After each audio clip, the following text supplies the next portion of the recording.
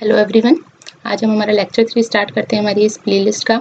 इसके अंदर आज हम जो डिस्कस करने वाले हैं वो हमारा है पेपर 1 जिसमें हम डीबीएमएस और कंप्यूटर नेटवर्क्स और रीजनिंग के कुछ पार्ट्स करेंगे। तो आज डीबीएमएस से जो रिलेटेड है उसमें हम पढ़ेंगे नॉर्मलाइजेशन रिलेटेड कुछ एमसीक्यूज हम आज डिस्कस करेंगे। इसके अलावा कंप्यूटर नेटवर्क्स के अंदर हम थोड़ी तो जो फिजिकल लेयर है और डेटा लिंक लेयर है उसके एमसीक्यूज डिस्कस करेंगे और इसी के साथ रीजनिंग का भी एक टॉपिक ले लेंगे जो कि होता है आपकी जो मिरर इमेज और वाटर इमेज है। आपको क्लॉक दी होती है और उसकी मिरर इमेज और वाटर इमेज के बारे में जो क्वेश्चंस आते हैं रीजनिंग में उनके बारे में डिस्कस करेंगे। तो स्टार्ट करते हैं आज का लेक्चर हमारे फर्स्ट क्वेश्चन से। विच of the following is based on multi value dependency. देखो फर्स्ट नॉर्मलाइजेशन फॉर्म तो किसका होता है, एटॉमिक वैल्यूज के लिए होता है। सेकंड नॉर्मलाइजेशन फॉर्म होता है हमारा पार्शियल डिपेंडेंसी के लिए। थर्ड नॉर्मलाइजेशन फॉर्म होता है हमारा ट्रांजिटिव डिपेंडेंसी के लिए। तो मल्टी वैल्यू डिपेंडेंसी के लिए कौन सा फॉर्म होता है हमारा, फोर्थ नॉर्मलाइजेशन फॉर्म। और यहीं अगर हम बात करें हमारे फिफ्थ नॉर्मल फॉर्म की, तो फिफ्थ नॉर्मल फॉर्म किससे रिलेटेड होता है, आपका जॉइंट डिपेंडेंसी पे बेस्ड होता है। ठीक है, तो अभी इसी से रिलेटेड कुछ क्वेश्चंस आने वाले हैं। देखो मैंने अभी इसलिए सबको एक बार आपको बता दिया है ताकि अगर आगे जब हम क्वेश्चंस पूछेंगे तो कमेंट बॉक्स में आप आंसर कर पाए। नेक्स्ट क्वेश्चन देखिए, a relation that has no partial dependency. तो अभी मैंने बताया कि ऐसा रिलेशन जिसके अंदर कोई पार्शियल डिपेंडेंसी नहीं है वो कौन सी नॉर्मल फॉर्म होती है, वो होती है आपकी सेकंड नॉर्मल फॉर्म। अगर हम कहें ट्रांजिटिव डिपेंडेंसी नहीं है तो कौन सी होगी, थर्ड नॉर्मल फॉर्म। और बीसीएनएफ में कोई भी जो ये डिपेंडेंसीज हैं ये एग्जिस्ट नहीं करनी चाहिए। ठीक है, फुल्ली फंक्शनली डिपेंडेंट होना चाहिए कीज के ऊपर। नेक्स्ट देखो, अ फंक्शनल डिपेंडेंसी बिटवीन टू और मोर नॉन की एट्रीब्यूट्स। क्या कह रहा है कि आपकी फंक्शनल डिपेंडेंसी है लेकिन वो फंक्शनल डिपेंडेंसी कैसी है, दो या दो से ज्यादा नॉन की एट्रीब्यूट्स के बीच में। यानी कि अगर हम बोले कि अगर इस तरीके की कोई फंक्शनल डिपेंडेंसी है और इसके अंदर ए जो है वो भी नॉन की एट्रीब्यूट है और बी जो है वो भी नॉन की एट्रीब्यूट है। नॉन की एट्रीब्यूट होने का मतलब क्या है, ये किसी भी की के एट्रीब्यूट से बिलोंग नहीं करते। तो ये क्या होगा, इस तरीके की डिपेंडेंसी को हम क्या बोलते हैं, ये जो डिपेंडेंसी होती है ये कहलाती है आपकी ट्रांजिटिव डिपेंडेंसी। अगर पार्शियल डिपेंडेंसी की बात करें तो पार्शियल डिपेंडेंसी का मतलब क्या होता है, पार्शियल फंक्शनल डिपेंडेंसी का मतलब होता है कि जो भी आपकी कैंडिडेट की है उसका कोई भी प्रॉपर सबसेट, ठीक है, उसका कोई भी प्रॉपर सबसेट अगर किसी नॉन की एट्रीब्यूट को ड्राइव करता है तो वो हमारी क्या हो जाती है, पार्शियल डिपेंडेंसी। और फंक्शनल डिपेंडेंसी का तो मतलब क्या है, ए टेंड्स टू बी अगर आप दे रहे हो इसका मतलब A uniquely determine the B. Next देखिए, a table that displays data redundancies yields. मतलब कि कोई टेबल है और उस टेबल में आप कह रहे हैं कि डेटा रिडंडेंसी है, ठीक है ना, मतलब डेटा बहुत है, रिडंडेंट है। तो उस केस में किस तरीके की नॉर्मलीज आ सकती है, तो देखो जब हमने नॉर्मलाइजेशन पढ़ा था तो उसमें हमने देखा था कि normalisation is used to reduce the anomalies which is consist because of your redundancy in the table. तो देखो तीनों ही तरीके की रिडंडेंसी आ सकती है, चाहे आप इंसर्शन की बात करें, डिलीशन की बात करें, अपडेट की बात करें, तो ये तीनों ही तरीके की रिडंडेंसी हो सकती है अगर आपके टेबल में तीनों ही तरह की एनॉमलीज हो सकती है अगर आपके टेबल के अंदर रिडंडेंसी एग्जिस्ट करती है। तो इसका आंसर क्या हो जाएगा, ऑल ऑफ दी अबव। अगर आपको रिडंडेंसी के बारे में ज्यादा नहीं पता है तो मैं रिकमेंड करूंगी कि आप हमारे डीबीएमएस के लेक्चर सीरीज में जाके नॉर्मलाइजेशन के टॉपिक को पढ़िए। वहां पे मैंने बहुत डिटेल में समझाया है कि जो ये एनॉमलीज है इसका क्या मतलब होता है और इसकी वजह से क्या प्रॉब्लम्स आती है। नेक्स्ट देखिए, every time attribute A appears, it is matched with the same value of attribute B but not the same value of attribute C।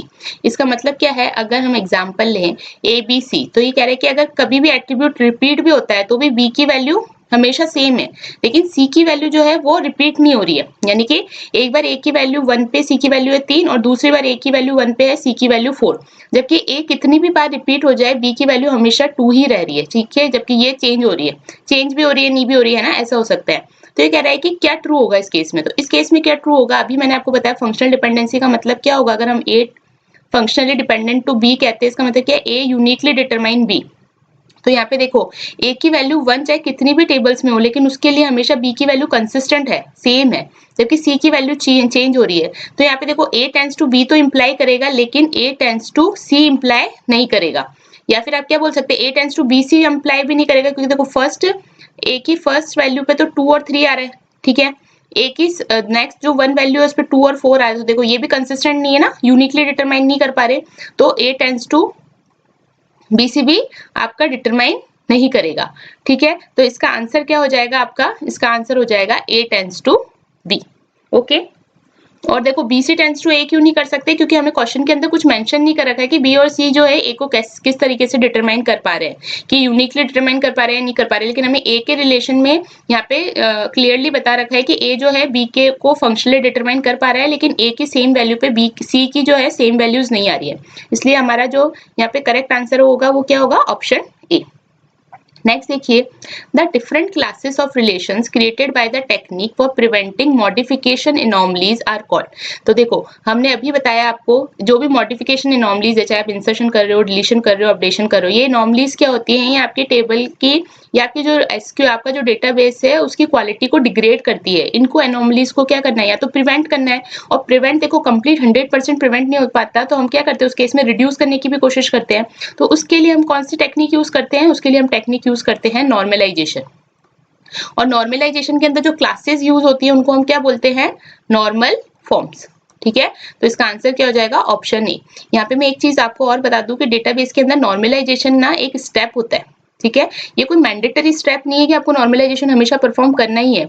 अगर आप बहुत श्योर हो कि आपका ईआर मॉडल जो है वो इतना स्ट्रांग बनाए कि उसमें आपके डेटाबेस के अंदर कोई भी एनॉमलीज नहीं आ रही है, तो जरूरी नहीं है कि आप नॉर्मलाइजेशन परफॉर्म करो, क्योंकि नॉर्मलाइजेशन परफॉर्म करने से क्या होता है, टेबल जो होती है वो डिकम्पोज हो जाती है, उसकी वजह से कॉम्प्लेक्स क्वेरीज आपको बनानी पड़ती है। तो the normalisation is only a step, it is a optional step in your database, it is not a mandatory step.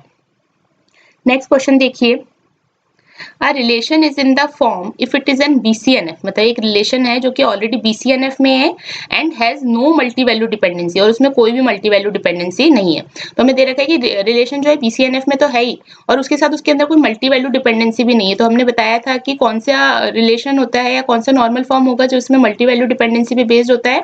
इसका आंसर आप मुझे बताएंगे, मैंने देखो 2-3 बार अभी डिस्कस कर लिया है, तो ये आपका कमेंट का क्वेश्चन 1 होने वाला है, होमवर्क एक्टिविटी का। इसका आंसर आप कमेंट बॉक्स में बताइएगा।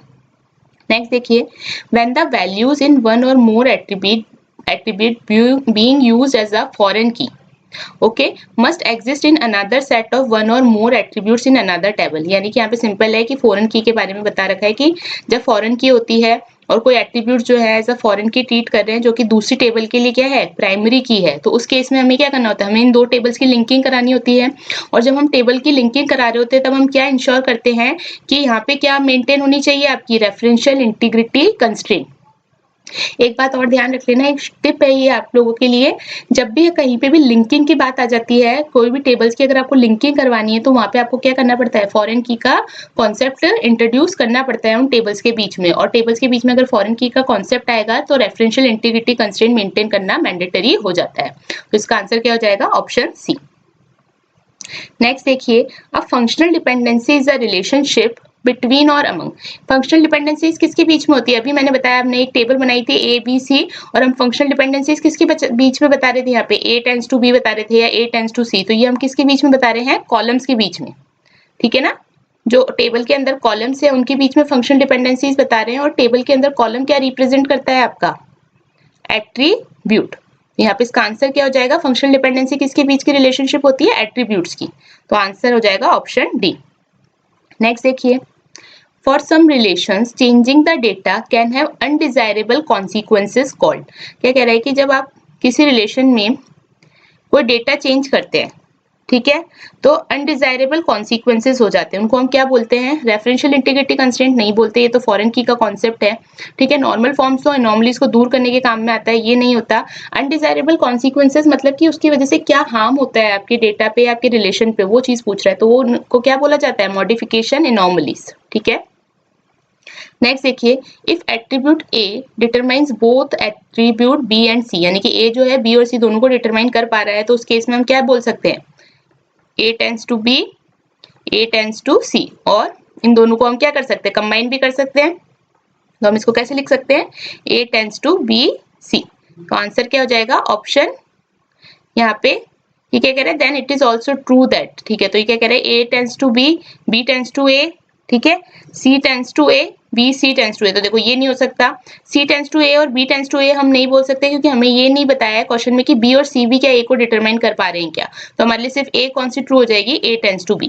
अगर ऑप्शन में A tends to B C लिखा होता तो ये ट्रू मानी जाती। ठीक है, क्योंकि दोनों को ही फॉलो कर रही है। अब देखो, a function that has no partial functional dependencies, ये क्या कहलाएगी, आपकी 2NF कहलाएगी। 4NF किसके और design 4NF is design to cope with multi value dependency, 5NF is design to cope with joint dependency. देखो ये क्वेश्चंस, ये जो टिप्स पे आपको पता होना चाहिए कि कौन सी नॉर्मल फॉर्म किस चीज के साथ डील करती है। 1NF, 2NF, 3NF, 4NF, 5NF और BCNF तक आपको पता होना चाहिए कि ये सारी जो नॉर्मल फॉर्म से किससे डील करती है। इसलिए मैंने ये क्वेश्चन यहाँ पे मेंशन किए। देखो ये क्वेश्चन दिखने में बहुत ईजी लग रहे होंगे, बट जब हमारे एग्जाम के टाइम पे ये क्वेश्चन आते हैं तो चीजें क्या होती है, बहुत कंफ्यूजिंग हो जाती है। क्योंकि उस टाइम पे क्या होता है, सिर्फ आपको एक सब्जेक्ट का एग्जाम नहीं देना होता है, आपको मल्टीपल सब्जेक्ट्स एक साथ एग्जाम में देने होते हैं। तो सब चीजों को एक साथ रखना, उनको रिलेट कर पाना थोड़ा सा मुश्किल हो जाता है। इसलिए कुछ चीजें ऐसी हैं जो टिप पे याद रखनी है कि कौन से नॉर्मल फॉर्म्स होते हैं, नॉर्मल फॉर्म्स क्यों यूज किए जाते हैं, नॉर्मलाइजेशन का मतलब क्या है, कितनी नॉर्मल फॉर्म्स अवेलेबल हैं। नेक्स्ट क्वेश्चन देखिए, BCNF। BCNF क्या होता है? BCNF के अंदर हमेशा पॉसिबल क्या है, लॉसलेस जॉइन हमेशा पॉसिबल है, लेकिन हमेशा वो डिपेंडेंसी प्रिजर्व हो ये जरूरी नहीं है। तो इसका आंसर क्या हो जाएगा, ऑप्शन बी। नेक्स्ट देखिए, eliminating modification anomaly is an advantage और डिसएडवांटेज, आइदर एन एडवांटेज और डिसएडवांटेज, नीदर एन एडवांटेज और डिसएडवांटेज। देखो अगर आप मॉडिफिकेशन एनॉमलीज को एलिमिनेट कर रहे हो टेबल में से, यानी कि आप टेबल को क्या बना रहे हो, बहुत रिफाइंड टेबल बना रहे हो, एक ऑप्टिमाइज टेबल बना रहे हो, तो ये तो एडवांटेज ही हुआ, डिसएडवांटेज नहीं ये हुआ। तो इसका आंसर क्या हो जाएगा, ऑप्शन ए। नेक्स्ट देखिए, if a table has been normalised so that all determinants are candidate keys, यानी कि जो भी डिटरमिनेंट्स है x टेंड्स टू y, जितनी भी फंक्शनल डिपेंडेंसीज आ रही है उसमें जितने भी डिटरमिनेंट्स हैं ये सारी क्या हैं, कैंडिडेट की है। ठीक है, तो क्वेश्चन को बस थोड़ा सा घुमा फिरा के बोला है। तो ये बोला है कि तो टेबल किसके अंदर होंगी, तो ये देखो ये किसका रूल है, ये रूल है आपका BCNF का। जब सारे डिटरमिनेंट्स अगर कैंडिडेट की होते हैं या कीज होते हैं तो उस केस में आपका ये किस तरीके का रिलेशन बन जाता है, BCNF टाइप की नॉर्मल फॉर्म को एग्जिस्ट करता है। तो आंसर क्या हो जाएगा, ऑप्शन डी। नेक्स्ट देखिए, if every functional dependency in set E is also in the closure of F, ठीक है, यानी कि हमारे पास दो फंक्शनल डिपेंडेंसीज दे रखी है, एक F दे रखी है और एक E दे रखी है। सॉरी मैंने यहाँ G लिख दिया, हम क्वेश्चन के अकॉर्डिंग ही चलते हैं। एक F दे रखी है और एक दे रखी है E। ठीक है, यहाँ पे कुछ फंक्शनल डिपेंडेंसीज का सेट है और यहाँ पे भी कुछ फंक्शनल डिपेंडेंसीज का सेट है। अब क्या कह रहा है कि E के अंदर जितनी भी फंक्शनल डिपेंडेंसीज हैं ये सारी फंक्शनल डिपेंडेंसीज जो है F के क्लोजर से कवर हो रही है।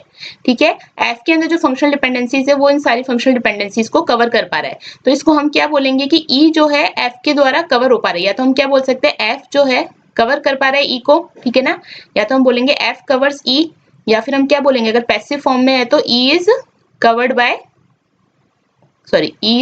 Bye F।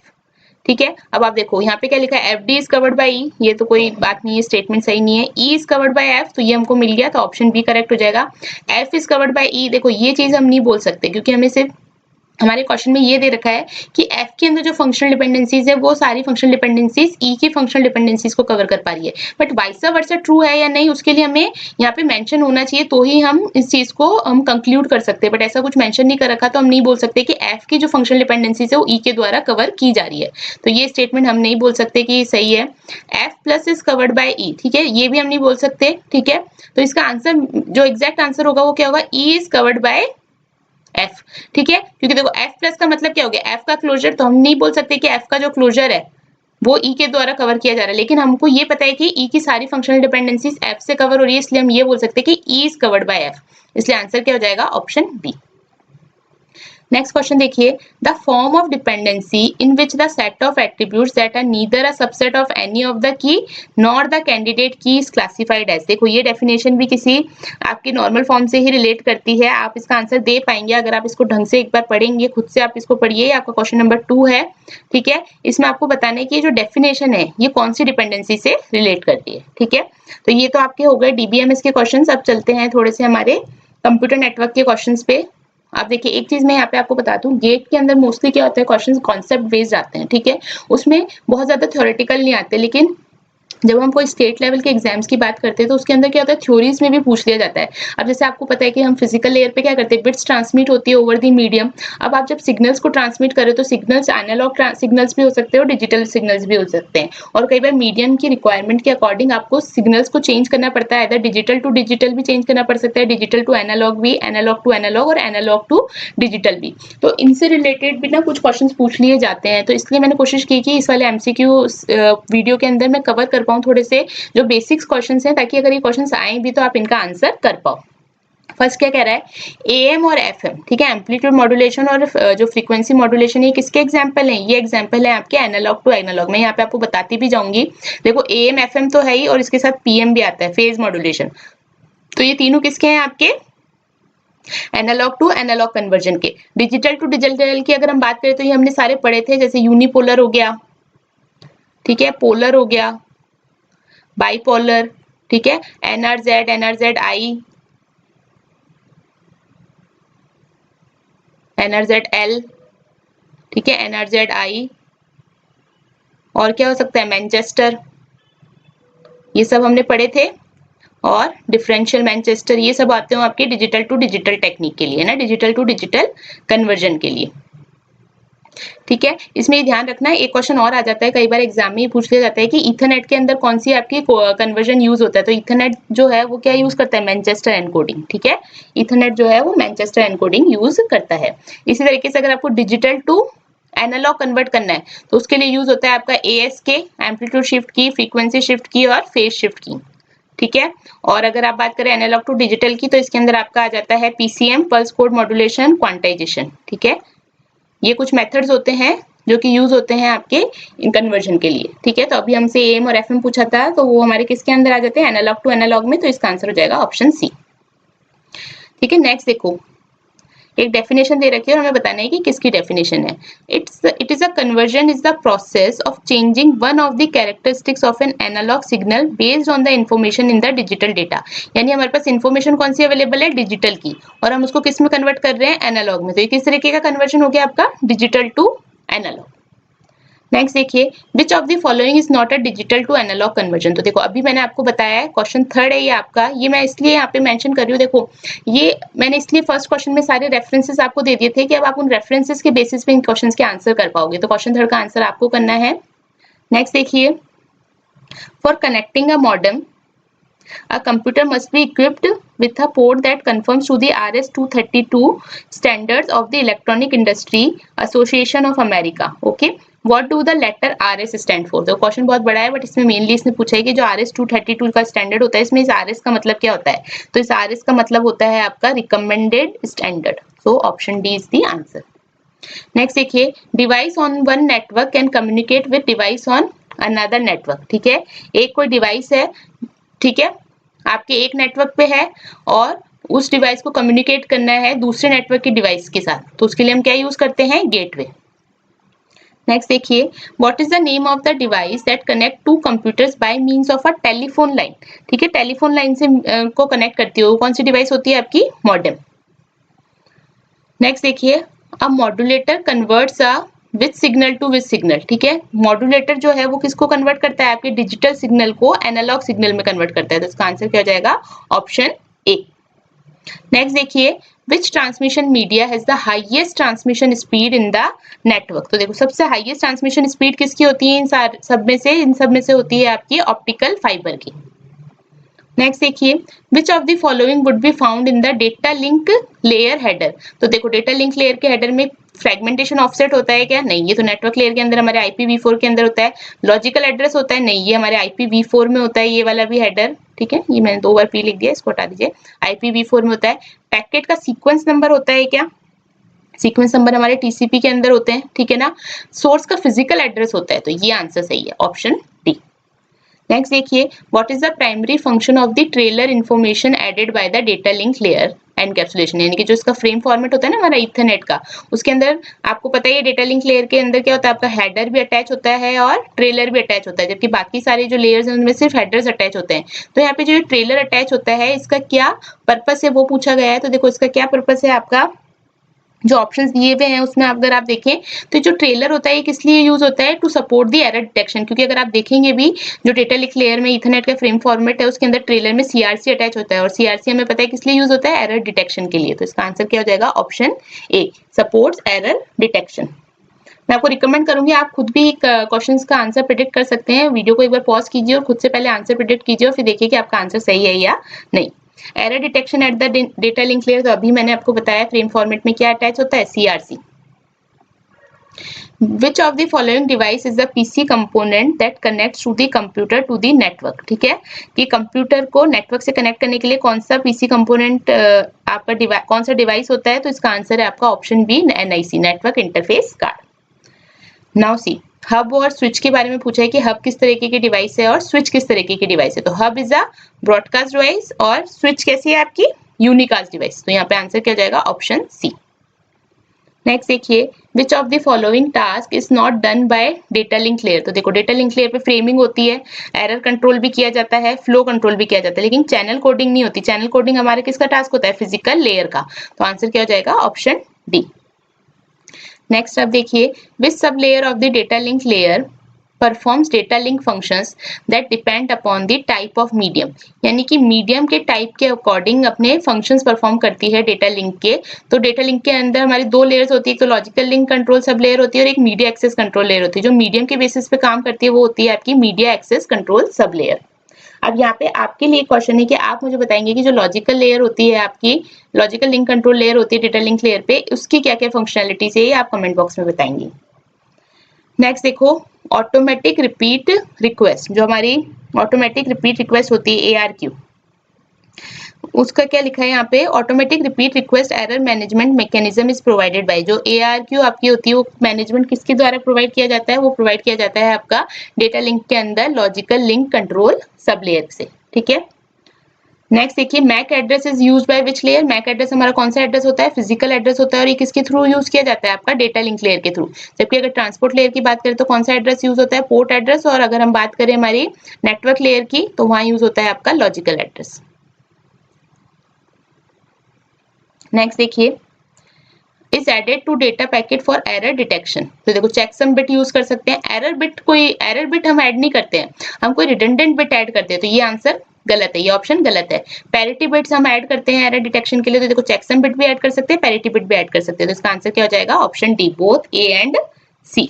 ठीक है, नेक्स्ट क्वेश्चन देखिए, which error detection method use one's complement arithmetic. तो देखो अगर हम बात करें पैरिटी चेक्स की तो यहाँ पे तो आप यूज करते हो पैरिटी बिट्स। ठीक है, टू डायमेंशनल पैरिटी चेक्स में भी पैरिटी बिट्स ही यूज होती है। आप टू डायमेंशनल फॉर्म में आप क्या करते हो, अपने कोड वर्ड्स बनाते हो। यहाँ पे सीआरसी के अंदर क्या यूज होता है, एक पॉलिनोमियल डिविजर्स हम यूज करते हैं, जबकि जो चेकसम होता है वो कौन सा मेथड यूज करता है, वंस कॉम्प्लीमेंट अर्थमेटिक का। तो इसका आंसर क्या हो जाएगा, ऑप्शन डी। यहाँ पे मैं कोशिश कर रही हूँ कि जो और भी ऑप्शन है, जो कि रॉन्ग ऑप्शन है, उनके बारे में भी थोड़ी थोड़ी आपको डिटेल्स दे पाऊँ ताकि आपका रिविजन हो पाए। अब देखिए, in cyclic redundancy check what is the CRC. CRC क्या होता है, साइक्लिक रिडंडेंसी चेक। आप देखो कई बच्चों ने सबने सीआरसी निकाला है ना, यहाँ पे कुछ बिट्स दी होती है, हमें डेटा दिया होता है और यहाँ पे पॉलिनोमियल दिया होता है, हम डिवाइड करते जाते हैं। ये सब नहीं पूछ रहा है कि क्या आ रहा है, क्या आंसर आएगा, क्या आप ट्रांसमिट करोगे। यहाँ पे पूछा है कि सीआरसी का मतलब क्या होता है। तो देखो सीआरसी का क्या मतलब होता है, जो हम यहाँ पे पहले 0 0 ऐड करते हैं और फिर यहाँ पे क्या चीज रिप्लेस करते हैं ना, वही आपकी सीआरसी होती है। तो क्या चीज रिप्लेस करते हैं, जब हम यहाँ पे डिविजन करते हैं तो हमारा जो भी रिमाइंडर बचता है उस रिमाइंडर को हम क्या करते हैं, इन जीरो से रिप्लेस कर देते हैं, जो रिडंडेंट बिट्स थी, और इनसे रिप्लेस करके फिर हम ट्रांसमिट कर देते हैं रिसीवर पे। ठीक है, तो सीआरसी क्या होता है, रिमाइंडर। ठीक है, तो यहाँ पे आप लिख सकते हैं ऑप्शन डी। और हम कब मानेंगे कि हमारा जो डेटा है बिल्कुल करेक्टली सेंड हुआ है, जब रिसीवर साइड पे अगर वापस आप ये मेथड परफॉर्म करोगे और उस केस में अगर रिमाइंडर 0 आ जाता है, इसका मतलब क्या है, डेटा में कोई भी एरर नहीं है। ठीक है, नेक्स्ट देखो, in cyclic redundancy check the divisor is. ठीक है, जो डिविजर है आपका, यानी कि डिविजर का मतलब क्या हो गया, ऐसे चलिए, ये जो डिविजर है वो कितना, मतलब कंपैरिजन पूछ रहा है कि जो डिविजर है और जो सीआरसी है, यहाँ पे आप जो रिडंडेंट बिट्स ऐड करते हो, इन दोनों में क्या कंपैरिजन है। तो आपको पता है कि जैसे सपोज अगर आपका डिविजर होता है 1 0 1 1 0, यानी यहाँ पे 5 बिट है, तो यहाँ पे आप कितनी बिट्स लगाते, 4 बिट्स। या फिर सपोज अगर आपका डिविजर होता है 4 बिट्स का, तो यहाँ क्या लगाते, 3 बिट्स। या फिर सपोज डिविजर होता है आपका 6 बिट्स का, तो यहाँ पे कितनी बिट्स लगती है सीआरसी में, 5 बिट्स। यानी कि जितनी डिविजर है उससे 1 बिट कम लगती। तो यहाँ पे पूछा है कि डिविजर जो है वो किस तरीके का है, divisor is 1 bit more than your CRC. ठीक है, तो आंसर क्या हो जाएगा, the divisor is 1 bit more than CRC. Okay, तो ये था। अब देखिए, अब आपके आ गए रीजनिंग के क्वेश्चन। तो हमने काफी सारे अराउंड 40+ क्वेश्चन तो हमने हमारे कंप्यूटर नेटवर्क्स और डीबीएमएस के मिला के कर लिए हैं। अब हम करेंगे क्लॉक, मिरर, इमेज, रीजनिंग। ठीक है, क्लॉक के हम 2 क्वेश्चंस करेंगे। कई बार क्या होता है, क्लॉक में एक टाइमिंग दे दी होती है और पूछा जाता है कि ये जो टाइम है इसकी मिरर इमेज में क्या टाइम आएगा और वाटर इमेज में क्या टाइम आएगा। तो हम दोनों के कुछ क्वेश्चंस करेंगे और कुछ क्वेश्चंस मैं आपको दूंगी करने के लिए, जिससे क्या होगा हमारा दोनों के लिए प्रिपरेशन हो जाएगी। थोड़ी थोड़ी सी रीजनिंग की भी हो जाएगी। देखिए रीजनिंग की मेरे को बहुत ज्यादा मास्टरी नहीं है, ठीक है, ये बात मैं आपको वैसे सच सच बता देती हूँ, बट मैं कोशिश करती हूँ यहाँ पे कि कुछ जो टॉपिक्स हैं जो मैं कवर कर सकूँ ताकि वो आपको एग्जाम में हेल्प कर सके, क्योंकि बहुत बहुत ज्यादा हाईफाई आपकी रीजनिंग नहीं आने वाली है, थोड़ी सी नॉर्मल एक इंटरमीडिएट लेवल की रीजनिंग आएगी। तो यहाँ पे बस मैं कोशिश करती हूँ कि कुछ टॉपिक्स आपको रीजनिंग के भी देके जाऊं, अदरवाइज क्या हो कि सब बच्चे पेपर 1 में सिर्फ डीबीएमएस और सीएन पे फोकस करेंगे, बट मैं आपको बता रही हूँ कि आपके रीजनिंग में भी अच्छे मार्क्स आ सकते हैं अगर आप थोड़ी सी भी प्रिपरेशन करें तो। देखो, अगर आपको मिरर इमेज, ठीक है, या फिर इसको हम क्या बोलते हैं, दर्पण प्रतिबिंब, ये पूछा है कि है ना, कोई टाइम दे रखा है और पूछा है कि इसका मिरर इमेज में क्या टाइम होगा, तो उसके लिए आपके पास दो चीजें होती है ना, दो मेथड से आप कर सकते हैं। एक तो मैं आपको बताती हूँ इसके अंदर क्या क्या चीजें होती है। अगर आपको डायरेक्ट टाइम दे रखा है, यानी कि उसके अंदर कोई भी मिनट्स मेंशन नहीं है, तो उस टाइम को किससे माइनस कर दो, 12 से, ठीक है। लेकिन अगर मिनट मेंशन है, यानी कि जैसे आपसे पूछ लिया कि 5:20 पे, या फिर ऐसे पूछ लिया जाए 3:30 पे मिरर इमेज क्या होगी, तो उस केस में आप कैसे माइनस कर लो इसको, 11:60 पे। देखो 12 बजे और 11:60 दोनों बात सेम ही है। 11:60 का मतलब भी 12 बजे होता है, लेकिन इसको बस हम इस तरीके से क्यों रिप्रेजेंट करते हैं, क्योंकि ताकि हमारे पास जो मिनट वाली वैल्यूज है हम उनको माइनस कर सके, अदरवाइज यहाँ पे माइनस करना डिफिकल्ट हो जाता है।